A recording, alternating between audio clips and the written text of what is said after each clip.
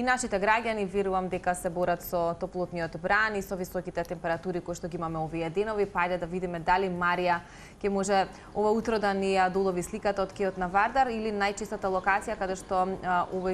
овие денови, изминативе денови, нашите граѓани се рекреираат и користат малку свеж воздух во раните утрински мигови. Добро утро, Марија.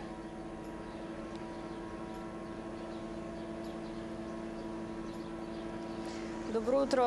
Цецо, добро утро и до целата екипа. Се наоѓаме на кеот на Вардар, убаво си кажа кеот на Вардар и неговите патеки кои што на некој начин се главно место за рекреација на сите оние жители на Скопје, сите кои што живеат во Скопје, не само во летниот период и во пролетниот луѓе, односно оние кои што се љубители на спортот во текот на целата година може да се забележат на кеот на Вардар како се рекреираат, зборувам и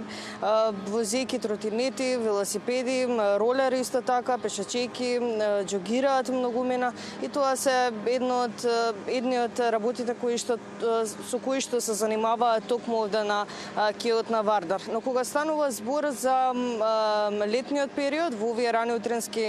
часови, граѓаните најмногу се движат овде на кеј и има раздвиженост некаде овој период, па може би малку порано, некаде 6 часот наутро, со оглед на тоа дека имаме пеколни температури деновиве, а најавите за температурите исто така се лоши како што беа досега, па може да се каже дека забележувате дека многу скопјани како деновиве, така и утринава овој период од денот кога имаме малку пониски температури, иако и сега е навистина топло, сепак ова време го искористуваат за рекреација токму овде на кеот. Може да се забележат и повозрасни граѓани и тинејџери и деца исто така кои што доаѓаат овде да се рекреираат. Кога станува збор за сега во овие рани утрински часови, верувам дека и вие можевте да забележите дел од граѓаните кои што се рекреираат. Еве имаме две девојчиња кои што џогираат, исто така можевме да забележиме и дел од граѓаните кои што возат велосипед, исто така трчаат, но исто така може да се забележи дека и ова утро се крати тревата, односно се коси тревата покрај самиот кеј, се уредува зеленилото овде на кеот на Вардар, може да се забележат дежурни екипи кои што си ја вршат својата работа овде на самиот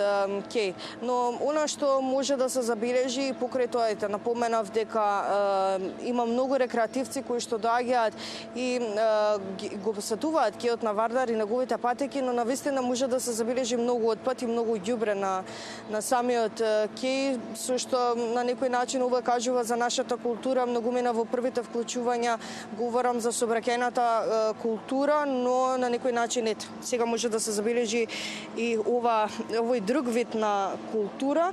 Можеме само да кажеме дека на некој начин со несоодветното одлагање на отпадот на ваков начин сами си наштетуваме на себе со оглед на тоа дека на некој начин пак се враќаме овде, пак се враќаме да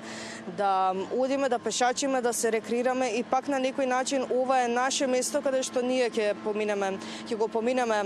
денот, односно делот нашиот ден, па затоа треба да не биде чисто и се разбира да не ја загадуваме нашата животна средина, тоа е најважно. Се надевам дека ви дадов на некој начин идеја каде да се рекреирате во раните утрински часови, оние кои што не доаѓаат вообичаено на